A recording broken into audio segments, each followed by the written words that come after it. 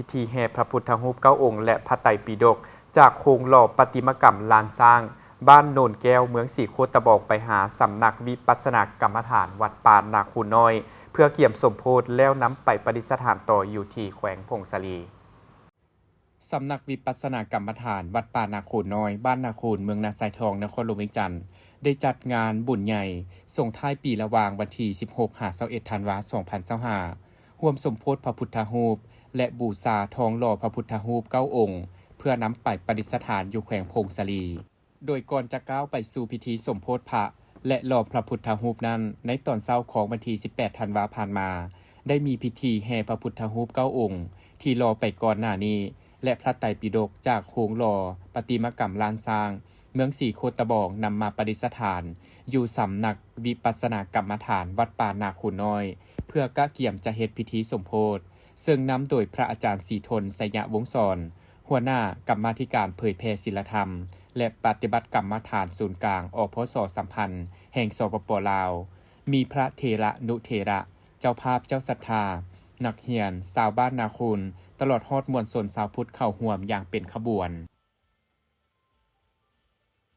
สำนักปฏิบัติวิปัสสนากรรมฐานวัดป่านาคูน้อยเมืองนาไซทองนครหลวงเวียงจันทร์ได้เห็นบุญรอพระพุทธรูป9 องค์แล้วก็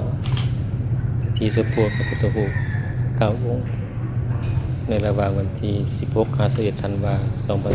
2025โดยภายใต้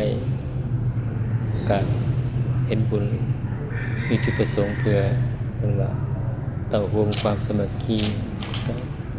ที่2มันเพื่อเฉลิมฉลอง50 ปีสปป.ลาว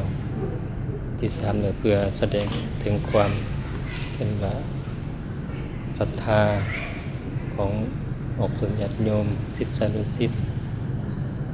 ที่เลื่อมใสในพุทธศาสนาก็ได้มี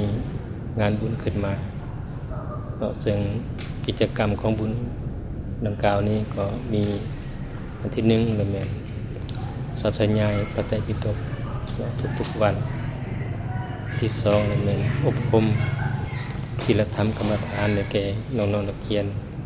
อยู่ในเมืองนาไซทองในทุกๆตอนบ่ายของแต่ละวันกิจกรรมที่3แม่นถวายหนังสือพระไตรปิฎก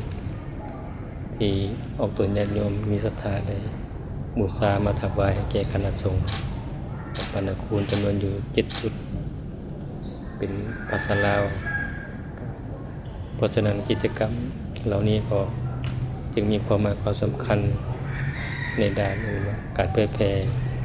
พุทธศาสนาเพราะการจัดกิจกรรมของวัดป่านาคูนก็เห็นว่าสมทบกับการเผยแผ่พุทธศาสนาการปฏิบัติธรรมและการเห็นว่าส่งเสริมให้ออกตนญาติโยมนักเรียนได้มีโอกาสเข้าถึงธรรมะของพระพุทธเจ้าและก็เป็นการเผยแผ่บทบาทของพระสงฆ์ให้พระสงฆ์อยู่วัดป่านาคูนได้มีโอกาสแสดงความรู้ความสามารถในการอบรมให้ธรรมะแก่น้องๆนักเรียนส่วนกิจกรรมดังกล่าวนี้จริงแบบสืบเนื่องหลายวันแล้วก็ในระหว่างวันที่20 ธันวาคม 2025ก็จะมีกิจกรรมพิธีเททองหล่อพระพุทธรูป9 องค์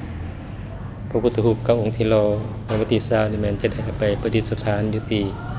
แขวงพงศลีแล้วก็จะได้ไปถวายแก่ใน7 ตัวเมืองของแขวงพงศลียิ่งตามเห็นว่าความเพียงของต้องการของทางแขวงพงศลีเพิ่นได้เขียนหนังสือเสนอขอมานอกจากพิธีแห่พระพุทธรูปดังกล่าวแล้วในงานบุญใหญ่ส่งท้ายปีครั้งนี้ยังจะมีหลายกิจกรรมทางพระพุทธศาสนาโดยเฉพาะในวันที่20 ธันวาคมนี้เวลา 15 โมงเป็นต้นไปจะได้มีพิธีเททองหล่อพระพุทธรูป9 องค์เพื่อนำไปประดิษฐานอยู่แขวงพงศลีต่อมาวันที่21 ตอนเช้าจะมีพิธีตักบาตร